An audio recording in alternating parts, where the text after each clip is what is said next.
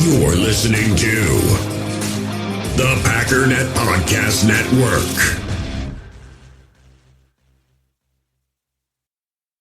What's going on, U.S. Cellular customers? I've got good news, so don't hit skip, at least not yet. I'm talking about their special customer event, Us Days. What is Us Days? It means exclusive offers just for their customers, just to say thanks, like $1,200 off any phone, plus $300 off any tablet. No, I didn't just misread that. They must really like you. Us Days at U.S. Cellular, exclusive offers just for you, just to say thank you. Right now, U.S. Cellular customers get $1,200 off any phone, plus $300 off any tablet. Terms apply. Ryan Reynolds here from Mint Mobile. With the price of just about everything going up during inflation, we thought we'd bring our prices down. So to help us, we brought in a reverse auctioneer, which is apparently a thing.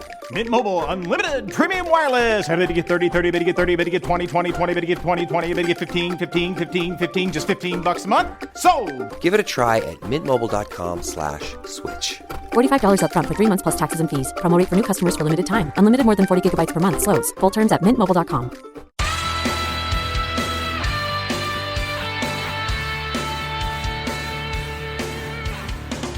Ladies and gentlemen, welcome once again to the Packernet Podcast. I am your host and resident fanalist, as always, Ryan Schlipp. Check us out online, packernet.com. Find me on Twitter, pack_daddy. Kind of just got a lot of different stuff on the docket today. I did sort of tease that I had a video of somebody just kind of getting jacked and seeing the vision for the Packers. Which, again, I just want to make clear, I think there's a huge spectrum that makes sense for what any team could be. What you think the Bears could be, they could be garbage, they could be great. Probably not great, but the Jets, the Packers, the Lions, kind of. But there is a far end on the positive spectrum for the Packers that not a lot of people seem to want to dabble in. And so, as I said, there were two different videos that I saw kind of back to back that finally expressed something that, I mean, Packer fans will talk about occasionally, but I don't hear it from a lot of other people. So here is maybe the most optimistic, probably of anybody I've heard talk about the Packers. Not saying a lot because we got some optimistic Packer fans, but some of the stuff, including the comments on Edgerrin Cooper, are pretty wild, and can't help but get a little excited about it. Look, I said during the draft, Hannah, that I thought that Brian Gutekunst, their general manager, did as good a job this offseason as any GM could possibly do in terms of continuing to build out this defense. Look, the drafting of Edgerrin Cooper at the top of the second round, the drafting of Javon Bullard right there from Georgia to go along with Xavier and McKinney, who they signed in free agency, those are absolute stud GM of the year type moves. That's what they are. Edgerrin Cooper is going to be a Fred Warner type of player. He's a three-down linebacker that can blitz, run, cover, tackle. He can do it all. He can absolutely do it all. He will be a star from the very first game. Xavier McKinney is one of the best safeties in the NFL. I mean, they stole him from the Giants. I mean, this absolutely stole. I mean, I hate to cut him off, but I don't know what Edgerrin Cooper is going to be, and I think Fred Warner is a little bit out there. But how in the world is everybody not screaming exactly what he's been saying about Xavier McKinney? I don't understand it. This is the type of guy that never hits free agency. He shouldn't be in free agency. It's only complete malpractice by a football team to allow a guy like Xavier McKinney to hit free agency, and the Packers just walk up and grab him. Like I've said before, there's only two guys in this entire free agency class that I'm aware of that fit the mold of still being very young and at the top of their positions. And the Packers got both of them. And we got to scream because the Bears went out and got some 31-year-old third wide receiver, second at the time. But, I mean, come on, they knew who they were freaking drafting. It's just crazy to me. So I'm so grateful to finally hear somebody else say it. How do you let Xavier McKinney get out of there? Exactly. And Javon Bullard, look, if you watched Georgia's secondary last year, Georgia's secondary, man for man, is best secondary in college football. They have nothing but studs. Javon Bullard is a heat-seeking missile that can also pick the ball off and take it the other way, 90 yards with the speed he has. Brian Gutekunst killed it. Rashawn Gary's already there. Preston Smith already there. I didn't know that they had that many first and second rounders when you kind of add it all up. But I'm telling you, the Packers are loaded. This is a loaded football team. So that came from ESPN Live. I'll be honest, I don't know who that was speaking, or I would, be more than happy to shout him out, but I have no idea. But, yeah, exactly. That's exactly right. And look, it's easy to sit there and be like, well, I don't know. All he's doing is the exact same thing that other media pundits are doing with like every other team. You just look at what they have, and then everything they've done, you just assume the best and just draw a line all the way across and just say that's how much better they're going to be. Look at the Eagles. One of the biggest reasons they're going to get better, look at the cornerbacks. They drafted 2 top corners, so now they got good corners. Look at the Bears. Well, they got Caleb now. Caleb and the wide receivers. Lions, they really just needed corners. They got Terrion Arnold and Ennis Rakestraw, so they're fixed. They're better now. They're elite. They're Super Bowl. You know what I mean? This is it's just we had a problem, and now it's fixed, and now there's no problems. So if we're going to play that game, fine. We got Xavier McKinney. We got Javon Bullard. We got Edgerrin Cooper. Eagles are fixed because they got new coaches too, right? So, we got a new defensive coordinator, so that's fixed. So, and honestly, again, fan how you want to fan. There's no reason not to. Everybody else wants to play that game, and it's fine that they do. Everybody has a right to be optimistic. So, Packer fans, be optimistic. I don't know if you want to go to the whole Edgerrin Cooper's going to be Fred Warner side of things, but if you want, freaking do it. Who gives a crap? Anyways, that was enjoyable. I also want to touch on Mark Murphy's Murphy Takes 5 thing. Some pretty good little insights in here.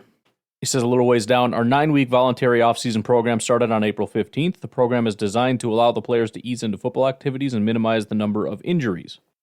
The first part of the offseason program includes strength and conditioning and meetings. We held a rookie minicamp after the draft, and the rookies have been participating in OTAs since then. We will hold OTA offseason practices until June 6th, with our mandatory minicamp being from June 11th to the 13th. Then all players will be off until the start of training camp. Rookies and selected players will report July 17th, veterans July 21st.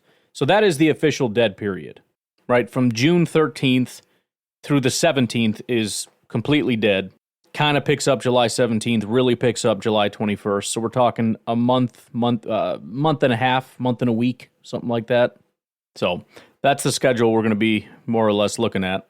But then we got a couple pretty interesting question and answers here. First one is about the NFLPA proposal, or quote-unquote proposal, for the offseason program. So it's good to be able to hear his perspective. He says, I'm glad you raised the issue, John. It's not a formal proposal, but the NFL Network's Tom Pelissero reported recently that the NFLPA is working to finalize a proposal to change the offseason program starting in 2025. Pelissero reports that the NFLPA has consulted medical and performance experts to create a solution for reducing injuries and maximizing players' recovery time. Under the potential proposal, meetings would be permitted in the spring, but no practices could take place until training camp. The NFLPA would have training camp start in late June rather than mid to late July. So essentially, we'd have that entire dead period basically after the draft until late June. So just kind of shifting the 2-ish weeks or whatever. There would be a significant ramp-up period which could prove helpful to avoid soft tissue injuries that plague some players during training camp. My assumption being training camp is relatively limited based on the amount of time, so they kind of just get to it right away. Whereas if you do it this way, you've got kind of a 2-week warm-up, ramp-up thing before you really start, getting into it, and you work your way up, theoretically preventing training camp injuries. I don't know. Any changes to the offseason program or training camp would have to be collectively bargained by the NFLPA and the league. In terms of what I think of the proposal, I really need to know more of the details and would like to see the research that supports the proposed change. Exactly right. It is interesting to note that the NFL is really the outlier in terms of offseason programs when compared to other sports. No other sports have organized workouts in their off-seasons. They have ramp-up periods leading into the season. Football is much more physical than baseball or basketball, though, and having 5 to 6 weeks off before the start of training camp is very beneficial to players. This should be a topic that you hear quite a bit in the next year. So it's kind of interesting. It's almost like he's making the same argument that they're making, but from the opposite perspective, right? Like, it's a very physical sport. They need that time off. for their bodies. And the NFL is saying, well, no, they need the extra time to ramp up for their bodies. So it will be interesting to kind of track along with it and kind of hear more fully what everybody actually thinks and why. Again, I guess I don't super care. It may end up being more beneficial as far as just kind of starting the season earlier. But, it is going to be a little sad to not have, as opposed to, mini dead period, OTAs, kind of month-long dead period, and then training camp. Anyways, then we get a really interesting question or comment, I guess, from Christine Ludke from quote-unquote Parts Unknown, which you'll understand. Well, never mind. I am sure glad you're leaving the Packers since you allowed the green package ticket holders to be screwed out of a home division game. The double talk about having to give the gold ticket holders all the home division games just because is BS. The Packer management can distribute those games any way they want. In this case, you said to heck with a 50-year green package season ticket holder. Good riddance to you and your management style. So that's a little harsh. Let me read his response. I'm glad you raised this concern, Christine, as I have heard similar comments from other green package season ticket holders, although not quite as blunt. For years, our policy has been that gold package will get the second and fifth home games. I think this policy has served us well, and over time it has been fair to both green and gold ticket holders. If we start giving green ticket holders the second and fifth games, we would open ourselves up to criticism from both the green and gold ticket holders with favoritism. With the move to 17 games in 2022, we decided that we would alternate the ninth home game between the two packages, starting with the gold package. We were slotted to start the rotation the 17th game of 2022, but that game was designated as an international game. Since we played that game in London in 2022, this is our first year to have a ninth home game. As a result, we are starting the rotation with the gold package. The green package will get 7 games in 2026, unless we are chosen to play another international game. So, this year the gold package has 3 regular season games and no preseason games. I know that you're upset with the policy and the schedule, which is set annually by the NFL, but you do have several attractive games, including against the NFC Championship 49ers and up-and-coming Texans. So, this is more of just a broader commentary, but I am just so freaking exhausted with whiny, entitled people just flailing their arms and not spending 5 seconds to just learn this stuff. She said in here, the double talk about having to give the gold ticket holders all the home division games just because is BS. First of all, I don't think that's double talk. I don't think you understand what double talk means. Second of all, I don't think anybody ever said that gold ticket holders get all the home division games just because. Third of all, they don't get all the home division games. That just happens to be how it fell this year. It's not like it's every year. And then third of all, you said it's BS. How do you know it's BS? Are you just talking about the straw man that you made up is BS, or are you talking about the actual distribution of tickets being BS? Maybe figure out why something weird happened. Find out why it happened. They set up a policy. They set up a way that these things are distributed. And as somebody who holds one of the packages, I don't know jack squat about them. I don't even go to games, much less buy season ticket packages. You should probably learn how this works. The bottom line is how these get distributed is set prior to the season. Then when the schedule holders come out, they apply that formula to the season. What, do you want them to break the formula just because you wanted to go to like a home Bears game or something? Bro, you got your games. You have your tickets. Go or don't go.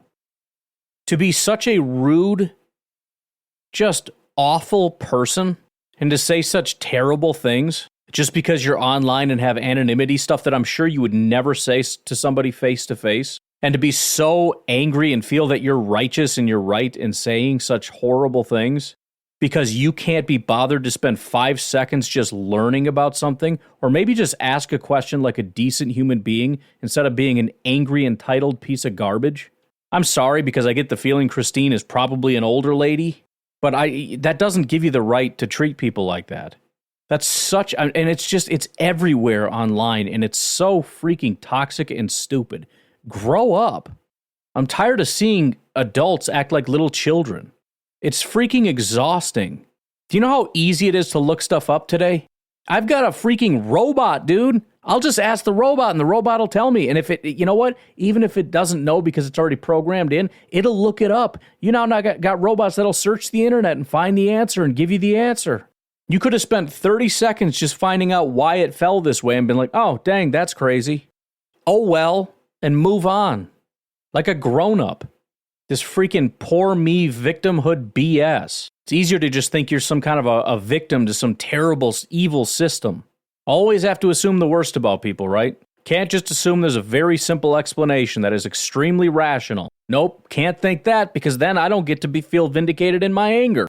Because it can never be me that's the problem. It's got to be somebody else that's the problem. Somebody else that dedicates their life to these things and understands these things, but I'm going to assume I know more than they do while spending zero of my time actually trying to figure out the answer to the question. Christine, grow the hell up. Jeez. Why don't we take a break? We'll be right back. What's going on, U.S. Cellular customers? I've got good news, so don't hit skip, at least not yet. I'm talking about their special customer event, Us Days. What is Us Days? It means exclusive offers just for their customers, just to say thanks, like $1,200 off any phone, plus $300 off any tablet. No, I didn't just misread that. They must really like you. Us Days at U.S. Cellular, exclusive offers just for you, just to say thank you. Right now, U.S. Cellular customers get $1,200 off any phone, plus $300 off any tablet. Terms apply. Passion, drive, and patience. The formula for winning championships is also what keeps your ride or die alive. eBay Motors has everything you need to maintain your vehicle and level it up to peak performance. Superchargers, roof racks, exhaust kits, LED headlights, and more. Whether you're into speed, power, or style, eBay Motors has you covered. With over 122 million parts for your number one ride or die, you'll always find exactly what you're looking for. And with eBay Guaranteed Fit, your part is guaranteed to fit your ride every time or your money back. Because with eBay Motors, you're burning rubber, not cash. With the parts you need at the prices you want, it's easy to make your car the MVP and bring home huge wins. Keep your ride or die alive at ebaymotors.com. Eligible items only, exclusions apply. If you're an athlete, you know the greatest motivator of all is the fear of letting your teammates down. After all, a team is only as good as its weakest link. So you owe it to those wearing the same jersey as you to be your best every time you step on the field. That's why there's no vape in team. When you vape, you can expose your lungs to toxic chemicals that can damage your lungs. If you're a step behind, the team's a step behind. Brought to you by The Real Cost and the FDA.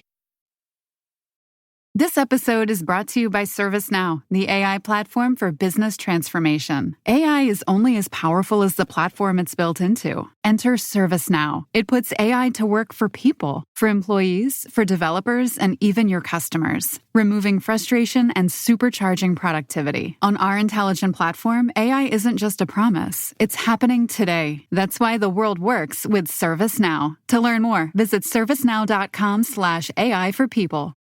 So continuing on with the article here, he goes on to answer a question, says that the shareholders meeting will be July 22nd at 3 o'clock p.m. for those that are interested. The first training camp practice will be that morning, July 22nd at 10:30 a.m. All right, next up on the docket are our good friends, the Paul Farrington Show, the Minnesota Vikings / Green Bay Packers show, where the Vikings fans talk a lot about the Packers. So they did kind of a Q&A and went through a bunch of different questions. I'm going to skip several of them, and we're going to come over to this one here because there's several different points. First of all, this guy, Jack, he doesn't usually say much, but this part had me literally laughing out loud.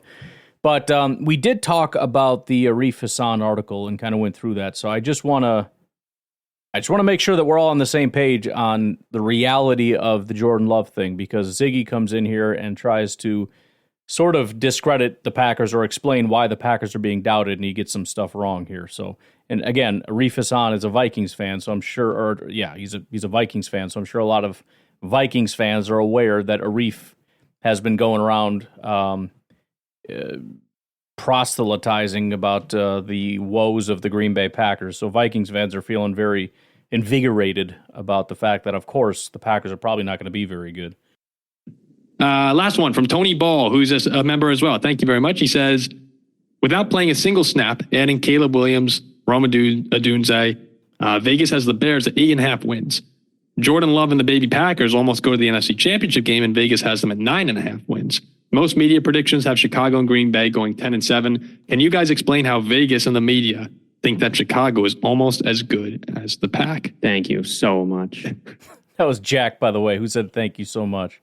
Yeah, no, there's a sensible answer to this. No, it's outrageous. Here's the sensible answer for why the people who know much more than us and historically get things right. Set aside the media. I beat the Bucs. Every day I beat the Bucs. All right, Jack. I'm smarter let's be. Go ahead, Ziggy. I'm smarter than the Bucs. You are just not. So why does Vegas have them this way? Here is why. Jordan Love had a very good one half of one season and one. Pause. Which half was it? Which half? The first half, the second half, the middle half? What half? What do you mean half? Was it split up? Was there any kind of weird thing about that half? Was it maybe his first year and it happened to be the second half where it maybe would indicate that he's changed and has improved and gotten better? It's important context. 9 games off of it. Now, here's the thing. What did Jordan Love do well at? Were they stable metrics? No, they were primarily... Wrong. They were stable metrics. This is what he's getting wrong. Jordan Love was very good at stable metrics. When he was bad in the first half, and I'm putting bad in quotes, because in reality, if you look at the PFF grades, it was in the 60s pretty much every week. So it was more close to average. But let's just say bad, because that's what we're driving at here. I'm not going to fight anybody on it. It's wrong that he was bad at stable metrics. In the beginning of the season, he was bad at stable metrics. Later in the season, he was not bad at stable metrics. Primarily unstable metrics, things that often don't roll over from year to year. So there's just not a lot of certainty that Jordan Love is actually going to be able to be. It's likely that his average will be something between what you saw at the beginning of the season and the end of the season. And that is a slightly above average NFL quarterback. Also wrong. And I've talked about this as well. He had a bad first half, an elite second half. Do you want to know how you kind of measure out or balance the two to find out what something in the middle would be? Why don't we just look at his season-long grades? That'll give you the balancing between the two, where he had an 83.6 PFF grade, 83.2 passing grade, and he was graded as the 9th best. He had the 9th highest passing grade in the NFL.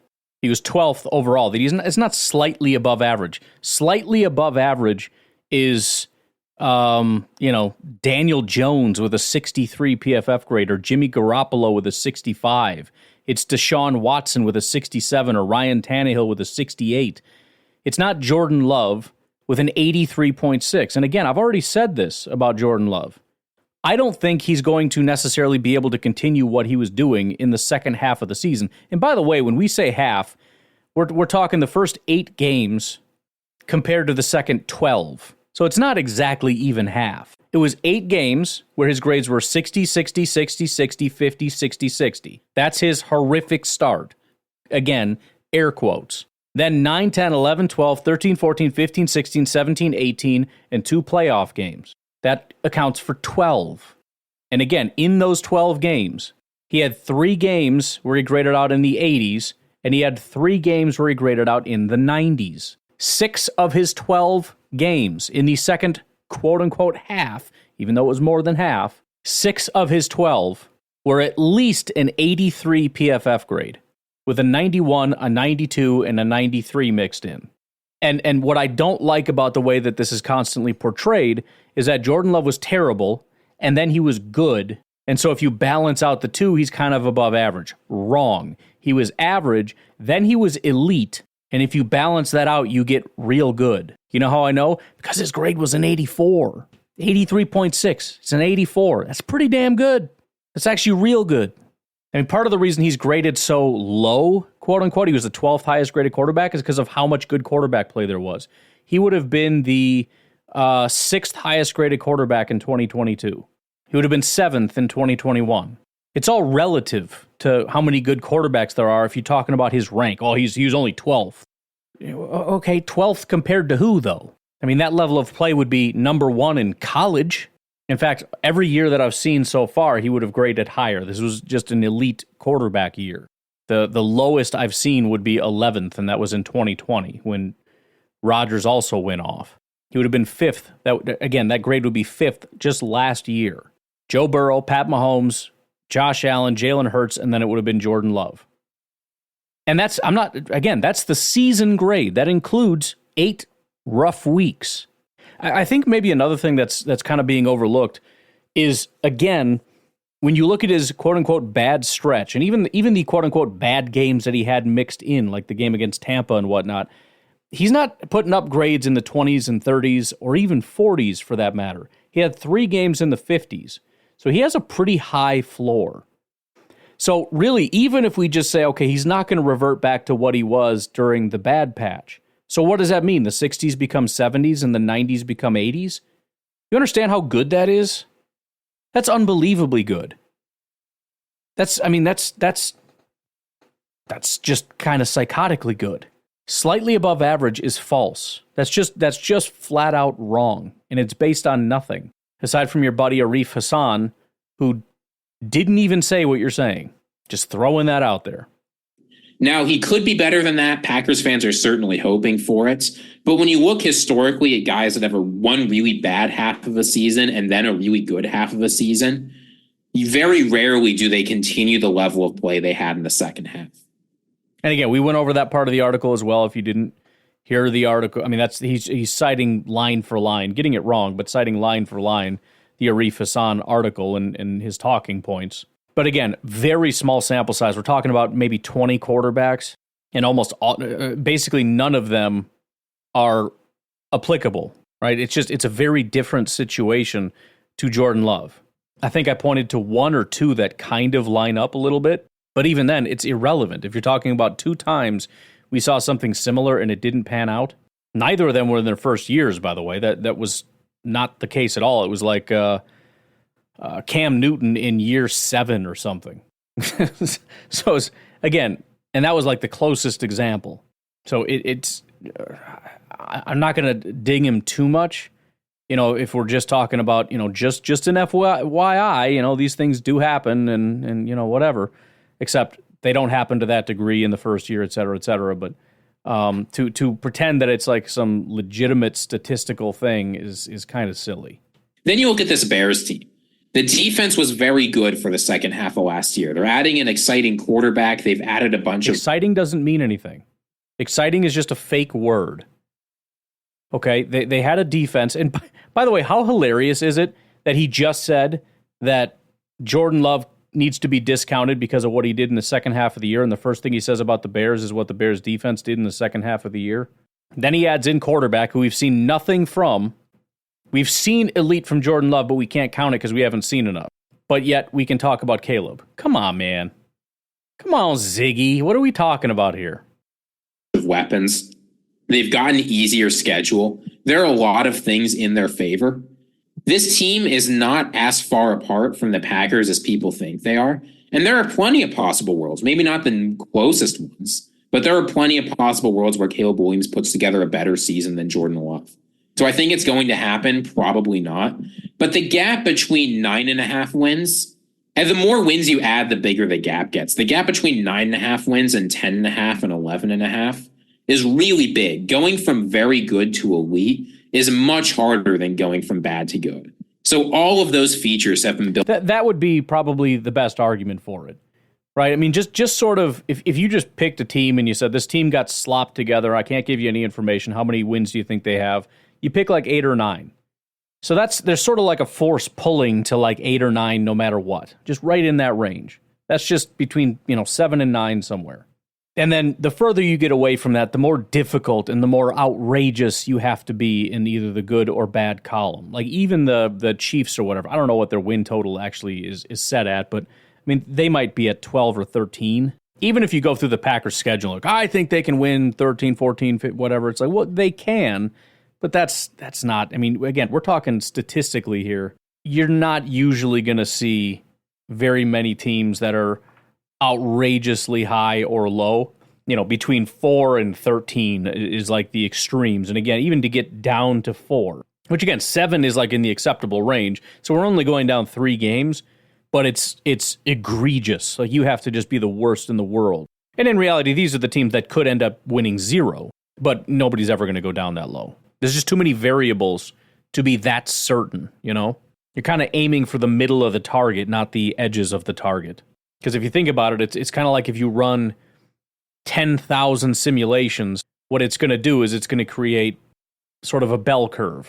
And there's never going to be a bell curve where, the result of those 10,000 simulations, meaning every possible thing points you to 0 or 1 even. So again, it's pulling you toward the middle. I mean, there's a real pull in terms of actual NFL parity. And then there's a statistical pull where if you're trying to be correct statistically, you're less inclined to go to the edges and the extremes and more inclined to come toward the middle.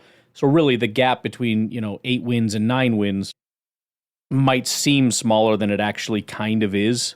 But everything else, I think, is kind of silly. I think the Arif Hassan thing is we're putting way too much weight negatively on the Packers and positively on the Bears. And again, hilariously, the exact same reasons we're pulling negatively for the Packers, we're using positively for the Bears. And this is exactly what I'm talking about in terms of media coverage of the Packers compared to other teams, especially the Bears. I mean, the Packers have to, it's sort of like if you got 2 kids, and one kid is a genius and the other kid's kind of a dumb screw-up. If your dumb screw-up son comes home with a B and your genius son comes home with a B, one kid gets praised, another kid gets scolded. That's just how it feels. It's like there's just different levels of expectations, where if the Bears get a B, it's like, oh my goodness, you must have applied yourself so much. You must have done so much work. Oh, thank you so much. And if your genius son gets a B, it's like, what are you doing? Did you start drinking? Like, what's going on with you? Why have your studies slipped? Again, same grade, but great for one, terrible for the other. Exact same thing. Packers, not enough info, so you're bad. Only a half a season, so you're bad. Bears, defense, only half a season, so they're good. Bears quarterback, 0 information, automatically good. Okay. Okay. I just think that it's hard to look at a guy like Jordan Love, who has just shown last season that he could be one of the best in the NFL. Yes. And who we're all talking about as a potential MVP candidate. Yep. And so are the odds as well. Where is he, top 6 in those? Mm-hmm. And then somebody who's coming out of college who hasn't taken a snap in the NFL. Right. But it's not Caleb. If it were just Caleb Williams versus Jordan Love, you can see that in the MVP odds. But there's so much more than that. Is the Packers defense? I mean, it's easy to forget the Packers defense lost to Bryce Young and the Panthers. See, this is so stupid. This kind of nonsense. First of all, new defensive coordinator, right? I thought that meant something. Apparently not. Second of all, taking a negative outlier and pretending that is what it is. This defense lost to the Panthers. If they were that bad all the time, they would have not won a single game. They also beat the Chiefs. They also beat the Lions. They also beat Dallas in the playoffs by like 500 points. That's such a lousy, scummy argument. I think you have to prove it in the NFL first. What a novel concept. And again, like you've got somebody who's trying to use all the statistics and all this kind of stuff to sound smarter. And Jack he's not saying anything but the basics, and he's right. I mean, you're trying to twist data to make it seem like something that it's not. Everything that this Ziggy fella has said is nothing more than twisting data to your favor, to be what you want it to be. And all Jack is saying is, we got a guy that proved he can be the best in football. On the other side, you have a guy that's never taken a snap, which was one of his arguments. He was anti-Jordan Love as far as the data, and he was pro-Caleb. And then when he points that out, which is very basic, what does he say? Well, it's more than that. What about the defense? What about the defense? They were only good for a half. And what about the Packers? You're going to tell me that the Bears have better players than the Packers? They don't. They got a new defensive coordinator. They added Xavier McKinney. They got Bullard and Edgerrin Cooper. You got Jair back healthy. You got Stokes back healthy. You got Rashawn healthy. New defensive coordinator. Does that not mean, can I not use those things? Am I not allowed to? Can we talk about the Bears' failures? Did you know that that was a Bears defense that gave up 38 points to the Packers back when Jordan Love, quote-unquote, sucked? Did you know that? This is a Bears defense that gave up 27 to the Bucks and they lost. This is a Bears defense that lost to the Chiefs 41-10. This is a Bears defense that lost to the Broncos 28-31. It's a Bears defense that gave up 30 to the Chargers, that gave up 31 to the Lions. Are we allowed to talk about that? Or not, because they went on a stretch of, what, 6 games where their defense stepped up against the Vikings who suck, against the Lions coming off a bye week, the Bears were, against the Browns who are trash, against the Cardinals who are garbage, against the Falcons who suck, and against the Packers, but whatever. Still beat you, she'll shove it. And again, I've already given them their due credit for what they did on defense. Congratulations. But let's try to be a little bit consistent. So anyways, look, they've obviously been, they've grown their channel a lot by gushing over the Packers. It's got them a long way, so they've done plenty of that. So as Vikings fans, I understand you're going to, occasionally the fan inside you is going to revolt.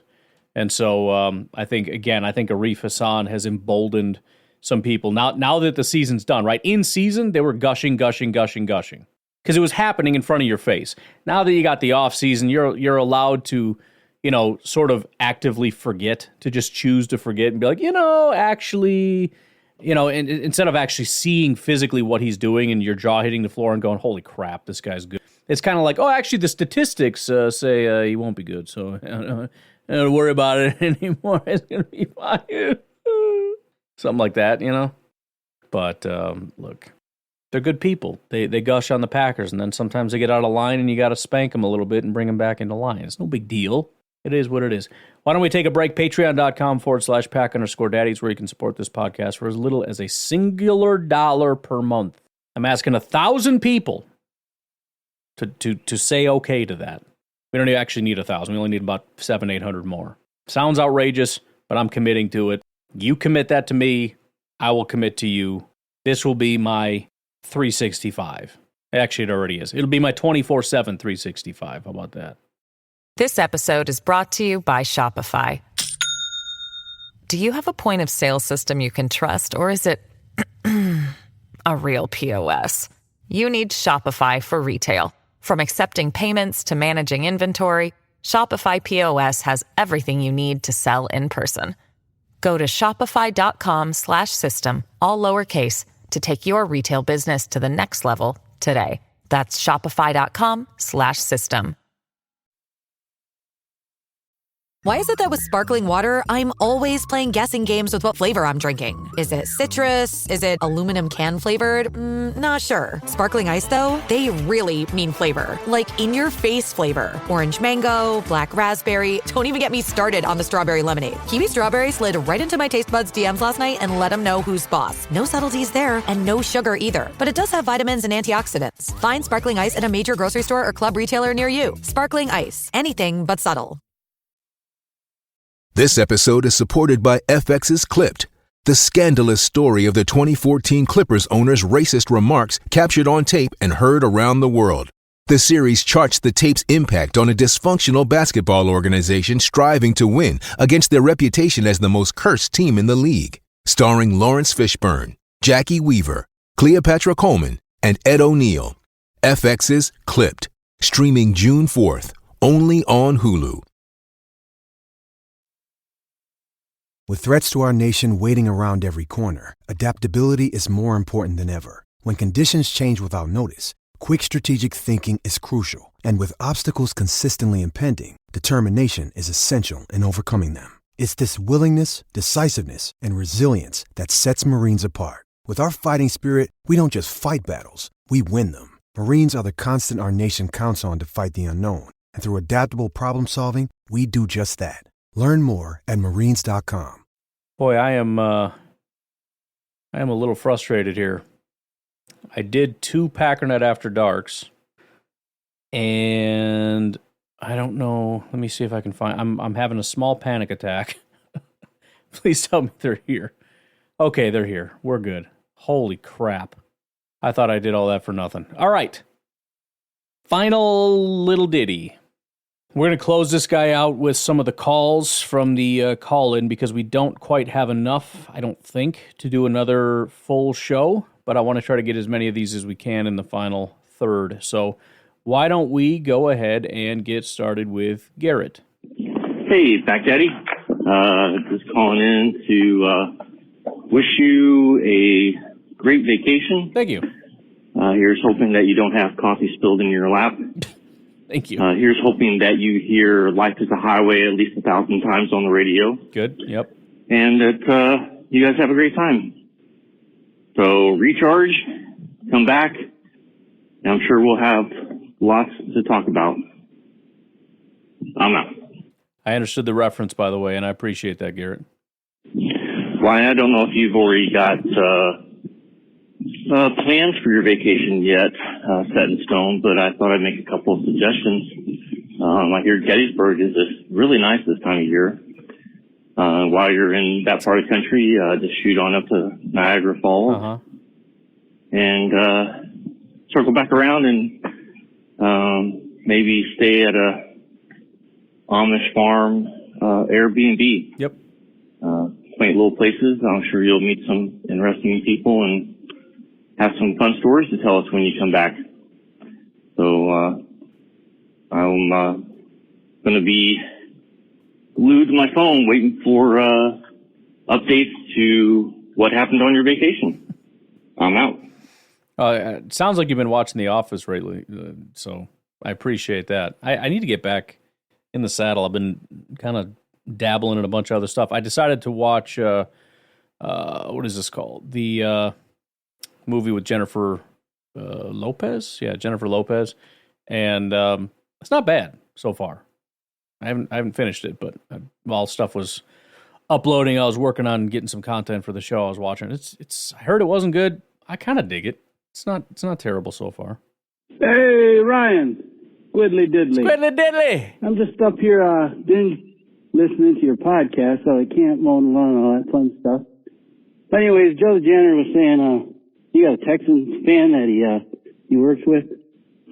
I think he should make the bet, right? And then when he does win, just give you all the money in Patreon or whatever the hell you do, you know? Yeah. And then another thing is, and then if he loses, then I don't have to pay him, right? That's fine. If he wins, I get it, and if he does, that's great. His coworker's making a terrible bet, and so he should make a terrible bet, and then I am the beneficiary. I love that plan. All this AI talk, man, get back onto the barbecue talk. You kind of inspired me to start smoking meat when I was listening to you. I really enjoy it. So how about some barbecue talk, bud? All right, bye.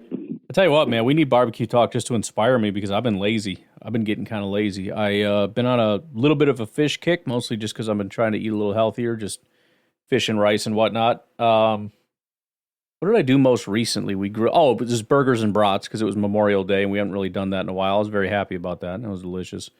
I'm kind of just getting into a lull with this stuff. I need to start getting a little bit more creative and start doing some fun stuff. Plus, it doesn't help that it's literally been raining for like 2 weeks straight. I'm not kidding. Like every single day, it's been raining. I don't understand it. But yeah, I got to get into it, man. I pulled up some Malcolm Reed just to kind of see if I can get back in the zone a little bit. I was thinking about maybe just grabbing a brisket. I see, and that's the other thing. Some of the stuff is expensive, and I'm like, nah. So I end up getting the same stuff every time. It's like I get a pork loin, I get a pork butt, I get chicken thighs, and then that's just restart all over again. You know, maybe a beef roast, and I'll make it with noodles, which is good. But I'm getting stagnant here, man. The meat prices are part of the problem. Like I can't afford any of this crap. So it's just you get all the cheapest cuts that you can. I mean, fish isn't even that cheap, honestly, but get some of the cheaper whitefish selects. Even crazy enough, salmon, like for whatever reason, meat prices have escalated so much that, you know, some of the expensive stuff is not even as bad anymore. Like salmon is kind of close to some of the other ones. Same with beef. Like it used to be, I can't afford beef, so I just buy chicken. The prices of chicken have gone up along with pork, so they're all kind of about the same. As long as you get the cheap cuts, they're all about the same. It's a very weird thing. But, just salmon, whitefish, I don't know, man.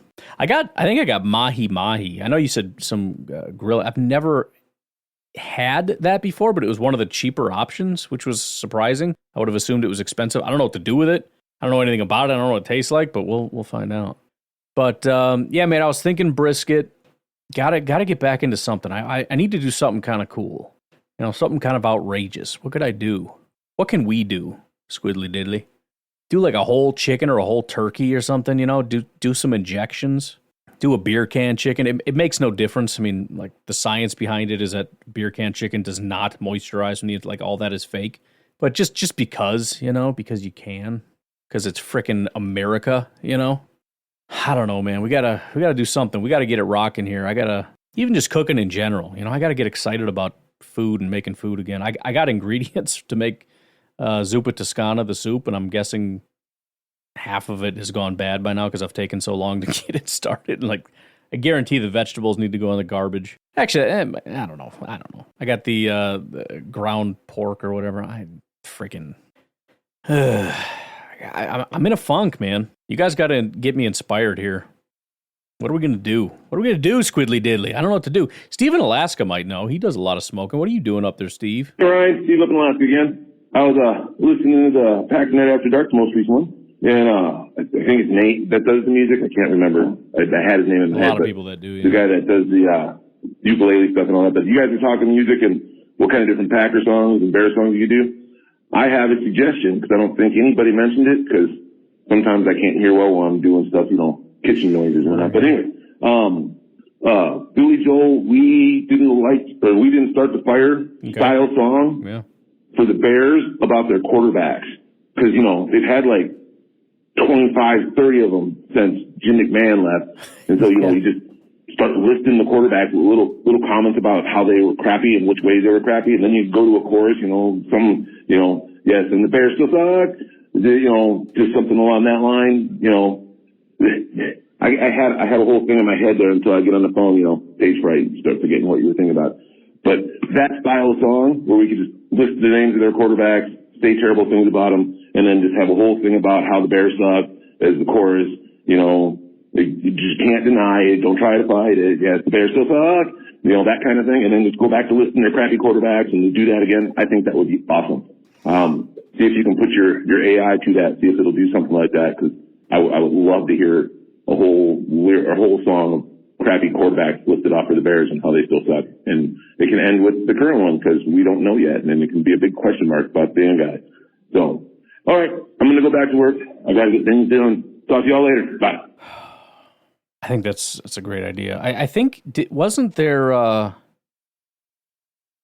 there's a Milwaukee group, I can't remember. They make music, and it's like cheesy, funny stuff. I thought they did exactly this.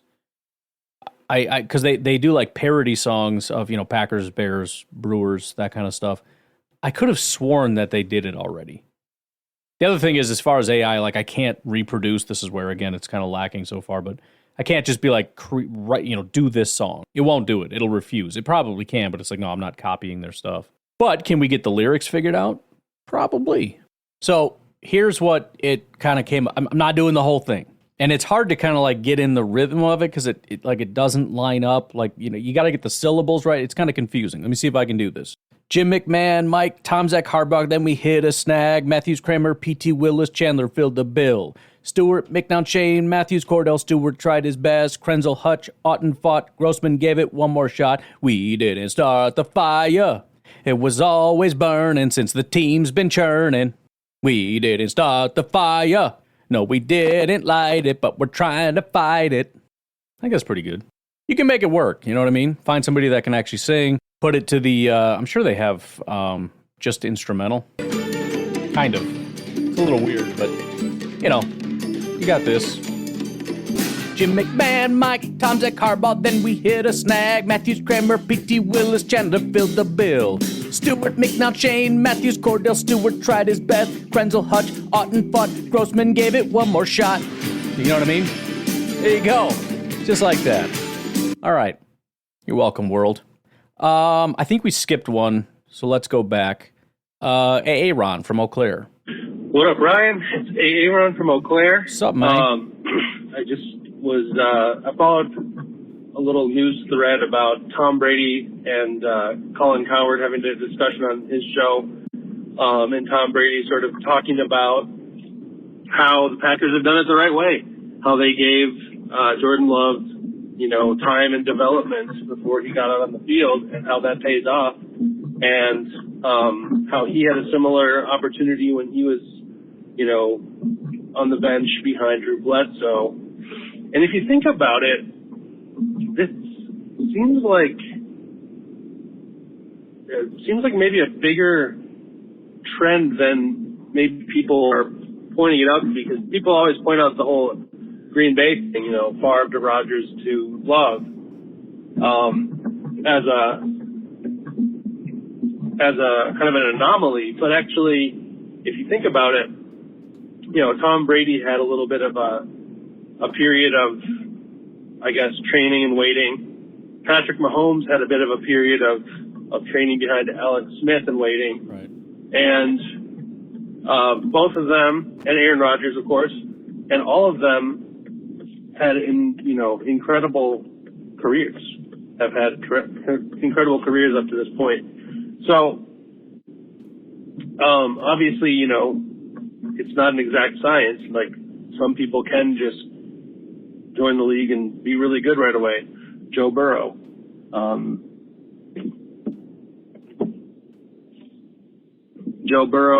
Or who's that kid from Houston from last year? You know who I'm talking about. Mm-hmm. CJ Stroud. So there's examples of people that can do it, but yeah, it is interesting how we make flash judgments on quarterbacks. I mean, I hear Colin Cowherd do it all the time. When I listen to his little audio clips, he'll be like, we can tell if quarterback is good or bad based on a few games. If they're not it, they're not it. And then of course he pivots when it actually does work out, and Jordan Love actually does turn out to be good. And Tom Brady comes on the show and talks about how important that is. And of course he's going to be, oh, I've been saying this all along. Okay. Yeah, right. But anyways, so yeah, I thought that was kind of cool that, voices outside of Green Bay, Tom Brady, are also recognizing the validity of that system. So I thought that was cool. All right, go Pack, go. No, I think you're right. I think that is a good point. Again, like you said, we all look at it in terms of like this weird, crazy anomaly where it's just the Packers hit 3 in a row. Like, it's just this unbelievable thing that's impossible, but the Packers have somehow found a way to do it. In reality, it might not even be as crazy as that. I mean, obviously, there's still an element of, number one, how unlikely it would be, regardless of how good your process is and all that kind of stuff. So there is that, and there is an element of, scouting right. But there's also probably just a really big component, which is quarterbacks that sit and wait, especially, first-round quarterbacks. Obviously, a lot of quarterbacks sit and wait, but they're 3rd, 4th, 5th, 6th, 7th-round guys. You take a first-round quarterback, you let him sit and learn for a couple years, you tend to get some good results. I mean, I don't know how you would even study this, but it would be interesting to, if you had a really large sample size, for example. I mean, obviously, you can't really do a split study with one quarterback because you can't sit and not sit.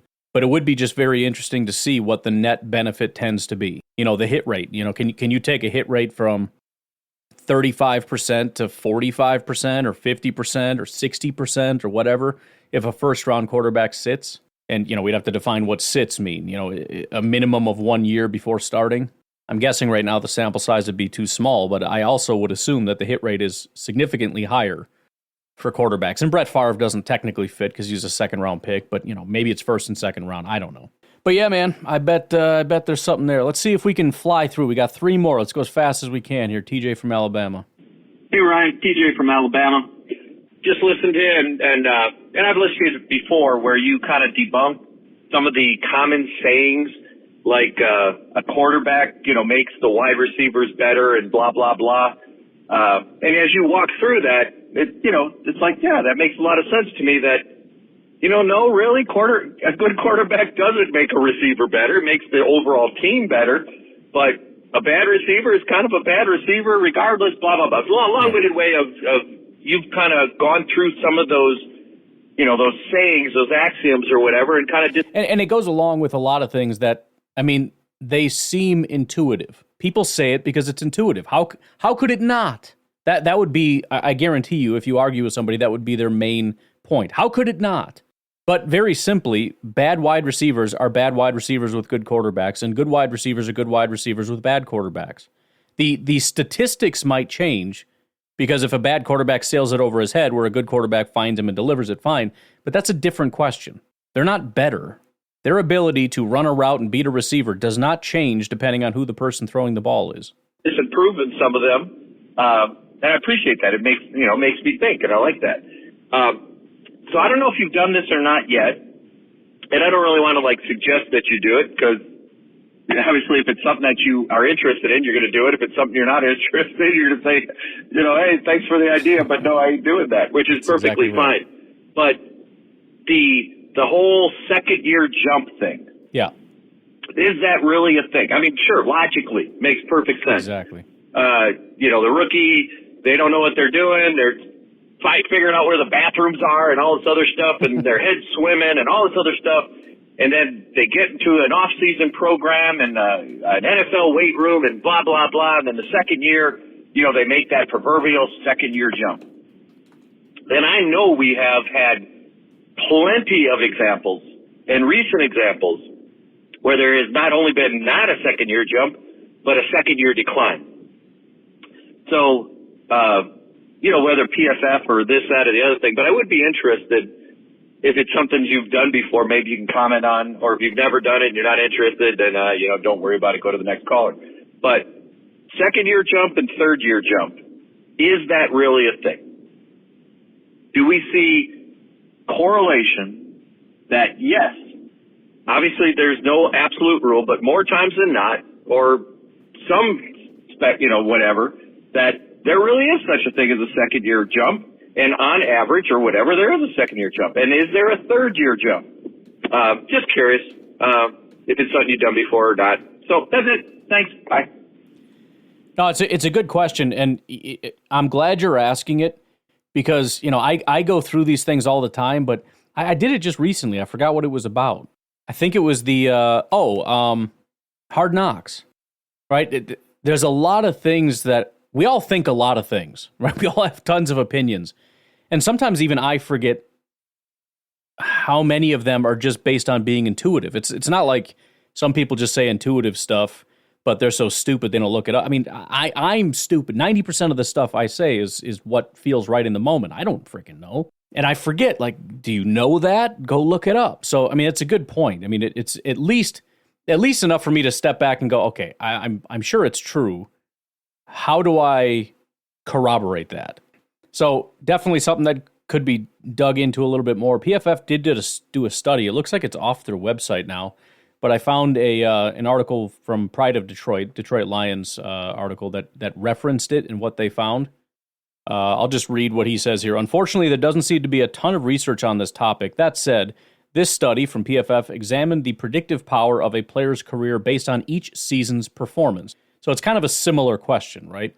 If you look at year one, how much does that predict their success? If you look at year two, et cetera, et cetera. It says the goal of the study, in essence, is to find out how far into a player's career can you judge their true talent. The study essentially found that a player's rookie performance has weak predictive power on a player's career trajectory when compared to the performance in subsequent years. In other words, regardless of whether an NFL player performed well or poorly in their rookie seasons, though generally it's not a good measure of how the rest of the career will play out. I don't think I read that right. Interestingly enough, year two performance has the highest correlation in predicting the NFL's the next year's performance, even more so than years 3 to 4, and 4 to 5. There's a quote from the article. It says, "We noticed that the rookie year is indeed less predictive than the following years as it pertains to next year's performance." PFF's Tom Risk wrote, "In particular, when forecasting a player going into year 3, we should weigh the second year higher, especially when there's a large discrepancy between years 1 and 2. So if a guy has a 60 PFF grade and a 70 PFF grade, you wouldn't want to average it and say 65. You'd lean closer to 70. They went further to break it down by position. Unsurprisingly, the jump from year 1 to year 2 predictably was the largest for quarterbacks, tight ends, defensive linemen, cornerbacks, and safeties. Those positions notoriously have large learning curves, and there are certainly plenty of local examples that support this. Stafford, Hawkinson, and Darius Slay they list here. Among positions with the smallest year 1 to year 2 variants were offensive tackles, wide receivers, and linebackers. So, interesting enough to, I'll leave it at that, but to think about for our own guys. So, how many quarterbacks, tight ends, defensive linemen, cornerbacks, and safeties did we draft last year? Well, we got 2 tight ends, right? So those are ones maybe to put a big circle around. It's also technically 2 defensive tackles. And then guys that don't have a big jump, which could mean rookie years, I mean, they're just kind of off and running. You're looking right at linebacker and also offensive tackle, assuming that's where he plays. But obviously, everything's different. Again, if you ever got a PFF subscription and just poke through it and you look at people's different trajectories and paths, there's like no pattern to it. It's all over the place. All right, we got 2 calls from Nico, and then we out of here. Hey, Ryan. This is my cat. Be quiet. No, be quiet. This is Nico in Idaho. Hey, so I'm on the balcony smoking a cigar, being annoyed by my cat, and I was thinking, hey Joe, do you hear that thing? I do. Joe the janitor. I would like to get in on this bet with your buddy who is a Texans/Bears fan. I would very much like to put $100. I mean, that's even my cat thinks that's a really easy bet. Shh, quiet. Trying to get in on that bet. Anyways, yes, bad. I would like to get some of that action. Maybe, can I do like 500? Well, how much money does your friend have? It's a win. It's a shirt. Will you be quiet? Oh my gosh. Anyways, I thought it was the cat hadn't made a noise till I called. So apparently the cat really wants in on the action. Yeah. So, Joe, I got $200, one from me, one from my cat. Tell your buddy I'm in. I want some of that action. And that's it. Go Pecco. You want to say goodbye, Domingo? Okay. She said goodbye. Hey, Ryan. How you doing? This is Nico here. I was just listening to Aaron talk about how he was running. That's cool. And how he's so fat. Hey, guess what I did today? I bought a new Camp Chef griddle. Yes. And let me tell you, I want a griddle, dude. We have a smaller Blackstone at my shop. That's a good one, but I know it's a smaller one. Maybe if I'd have got a big Blackstone, it would have been good too. But this Camp Chef, I tell you what, man, it spreads the heat up. So I made some smash burgers today. I've done it a million times. Every time I do it, the guys at the shop freak out. Man. But I did the old trick. I'm sure you've seen it, where you take 2 hamburger buns per side, you flip the buns around, you turn them into grilled cheese sandwiches, and you squish them. Then you put the double meat, cheese, bacon, caramelized onion thing on top of that, and put another grilled cheese sandwich bun on top. It was really good. So, Aaron, I'm glad you ran today, and I'm sorry you feel fat. I had a really, really good smash burger today in between 2 grilled cheese hamburger buns, and I also feel fat. So there you go. Hey, that's all. Go fat. No, this is not your phone call, Domingo. Do you hear my dumb cat? Yeah. Every time she's been quiet. Hey, what are you doing? You want to talk? No, whatever. Anyways, she doesn't like hamburgers anyway, so I don't know why she's having a cow. Really? Hey, go fat, go. And have a good one, Aaron. And you too, Ryan. By the way, I did not call you Brian. Okay. Just making sure I heard it. Yeah, go ahead. Anyways, y'all have fun. People are going to get, the animal people are going to get mad at me, but my cat likes hamburgers. Likes pretty much all the food I throw at it. Also, having never been a cat person in my life until this random farm cat just decided it was going to be my cat, just walked into my house one day. But that whole thing with Garfield liking lasagna and stuff, this cat freaks out over any Italian stuff. We make pizza. He'll come scream. I don't know where he is. He'll come streaming in this house. He's trying to climb up on everything. He's like, bro, where's that pizza at, bro? I love pizza. Make lasagna, any kind of bread, sauce, cheese stuff, any kind of pasta with the gravy, Man, that cat freaks out. That and, of course, like tuna and stuff or whatever, freak out. But yeah, I know I really wanted a Camp Chef pellet grill. It's the one I was looking at, but I decided to go a little cheaper because it's tough because when if you're married, there's a little dance that you do. It's kind of like on what's that game show? Price is Right. You want to go as high as possible without going over, So it's like, what's the best thing I could get and still get a yes?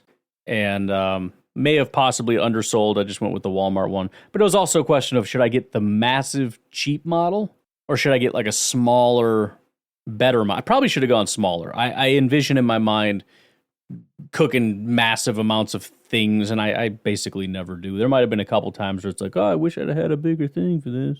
But 95% of the time, anything that'll hold like a pork butt, which is every single pellet grill in existence, is big enough. But no, I had to get the thing where you can put like 12 pork butts on it and 30-gallon hopper, and which actually is pretty beneficial because I don't need to be waking up at 2 a.m. to refill the stupid thing. But yeah, a griddle would be pretty fantastic. I mean, honestly, it's the only reason I really would like a griddle. I mean, it's kind of twofold. I mean, it sucks a little bit that it's outside. There are certain days that's not great. Cooking inside just sucks. First of all, kitchen small, too much crap. All right? There's just stuff. I can't find anything. Where's the freaking thing? I don't know. And then you try to cook something. And if you're cooking for yourself, yeah, you get a pan and you cook a couple things in it, a couple things of fish. Dude, I'm cooking for 6 people. I'm trying to cook like 12 fish fillets, all right? Or if you're making burgers, granted, I do that out on the grill, but I mean, even that, I just need a huge cooking space. I'll just for everything, anything that I would need to cook ever, I need a bigger cooking space. So to be able to just take my food and be like, all right, I'm out of here. The other thing is just the smoke. I've gotten a lot better at it. Back when I first started cooking, I thought you just put everything to high and then you cook it that way. So of course the food always sucked and it was always setting off alarms and everything. I don't know why. It says like low, medium, and high, but in my mind it's like, nah. It's just, those are just words. That doesn't mean anything. It's just turn the freaking thing on, all right? It's actually kind of crazy how hot those things get. Like I don't know that you really ever need to go past medium unless you're boiling water. I mean, if you want to sear something, you want to put it at what, 500, 600 degrees? I understand that you can go up to like 1,000 if you got like the infrared or whatever. It's completely unnecessary to do that, especially if you're cooking inside and you don't want just smoke going all over your house. Do you know where, if you put it on medium, you're probably setting it at like 500, 600 degrees. That's searing temperature. At least on my stovetop, it is. So I feel like the cooking range is kind of like medium-low for everything. Maybe medium. I don't know. Like the cooking range is from low to medium, and then there's all the way up for boiling water. That's about it. And even that, it's too high. You go all the way to high, you got the bubbles overflowing and everything. You just turn it down. I don't think you need high. I don't think you ever need high. Don't need it for anything, ever. Anyways, it doesn't matter. I want to just go outside. I want to have all my crap out there. I want space. There's people all over in the kitchen. There's not a lot of room to move and keep losing every freaking thing and just go outside. Got all my stuff here. Can put all the food on it at the same time. That's the same temperature. Ugh. And they're not even that expensive, are they? I mean, I would need the big one. I'm not getting a small one. Oof, those are pricey. My goodness. Camp Chef is, holy crap. I was not expecting the minimum being $500. Jeez. Okie doke. Yeah, it looks like Blackstone's probably the cheaper of the models. And I mean, from what I hear, Blackstone's quite good. Still up there, though. I was thinking if the prices were down to like 200, it's just like an auto purchase. It's easy. You get up to 400. And then if you want the cover on it, it's 500. And that's for the smallest. Then you start doing that thing where it's like, well, if you're going to spend that much, why not get the pizza oven edition? You know what I'm saying? Well, they do get smaller. You got a 22-inch for $200. See? How much fish can you fit on that thing? Oh, they got a 17-inch for $150? Dang. Tell you what, man. I bet I could fit all my fish on this 22-inch right here. I'm just saying. It's a lot of space there. I don't know. Anyways, all right, I'm gonna get out of here. You guys have a good time with your lives. I'll talk to you when I talk to you. Have a good one. Bye-bye.